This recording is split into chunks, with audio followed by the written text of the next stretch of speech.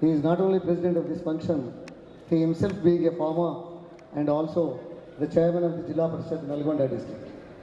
And my good colleague, Honorable Minister from Sri Lanka, Mr. Beth Mage, and Mr. Venkatesh Rao, Ram Reddy Garu, Dr. Mohan, and Mr. Dumal, my dear farmer friends. I hardly see the lady of the event and few ladies and gentlemen. Good morning to all of you. I rather welcome the delegates from all over the country and few countries from outside.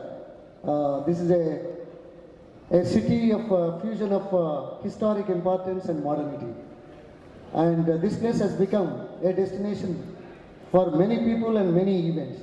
And no wonder that is the reason why this Poultry India 2008 this show is being held here for the second time, if I remember right. I welcome all of you. I request you to go and see the city and the surroundings with what historic importance this city has and other facilities here what we have. I am sure you will be going through anyway. Here, this is not out of place to remember Dr. B.V. Rao. The foundations for poultry industry in this country, it was laid by him, and the industry leaders today who are present, they are carrying on that. That's why the state of Andhra Pradesh in particular and the country as a whole, it's what it is today. It's because of the foundation laid by Dr. B.V. Rao and the path that you have taken, the industry leaders carrying on that to make more nutritious food available in the country and for domestic as well as export consumption purposes. So I don't want to deal more into that subject. Our Honorable Chief Minister actually agreed to inaugurate this function, but however, because of some exigencies, he had to rush to Delhi and he was not able to attend this function, and he conveyed his good wishes to all the poultry farmers and the industry this morning. Then our another Honorable Minister who is in charge of animal husbandry portfolio. However,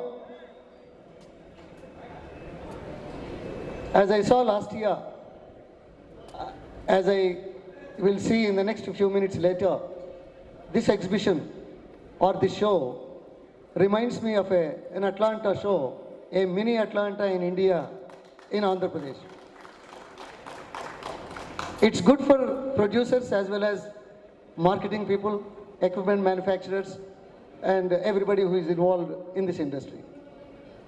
As far as the government is concerned, the targets for egg consumption and meat consumption, as we know, the targets are very high, 180 eggs per capita consumption and about 9 kg, if I remember right, that for the 11th plan and end of 11th plan, that should be around 9 kgs.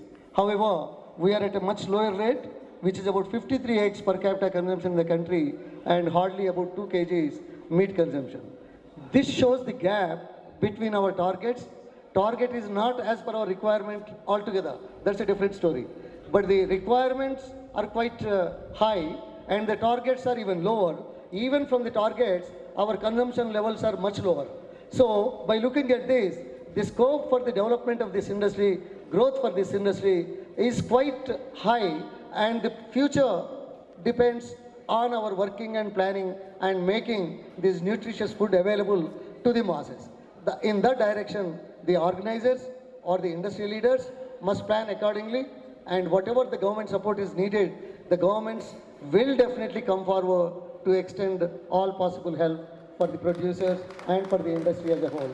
As a matter of fact, the state of Andhra Pradesh is leading in helping the poultry farmers. Now I can say categorically, it's a state of no tax, almost subject to correction for one or two individual cases, but it's a state of no tax on poultry. We in the Congress government could waive off or take off the taxes on chicks, taxes on feed, taxes on other ingredients, minerals, and also the taxes on Panchayat Raj taxes, the municipal taxes, and the marketing cess which has been levied, but we have been postponing it, and no farmer is paying market cess as on today. But other states still have to carry the lead that has been taken by the state of Andhra Pradesh. Many states still have taxes, thereby not promoting as much as Andhra is promoting. So I would request the industry leaders to pursue with the state governments to see that the taxes are waived off or taxes are not levied in encouraging the production, in encouraging the consumption, in encouraging the marketing of such a valuable, nutritious and human necessary item as of today. So the industry leaders must look forward to, I request them to do in that direction. As a matter of fact, there is a wide gap in marketing in the urban areas to rural areas. You know, I am saying this with a particular incident and a focus for consumption to go up. As a matter of fact, yesterday, you will be surprised, I went to a farthest, remotest village, a tribal habitation area, which normally no public representative these days go, but still I went there. I went there about 47 years ago. I went yesterday. At that village called Ramanakapalli, I could not find an egg in the shop. I could not, when I asked some people, they are not able to get eggs or broiler meat, but they were able to say they have some few hens and chickens in their backyard. That's what they are doing.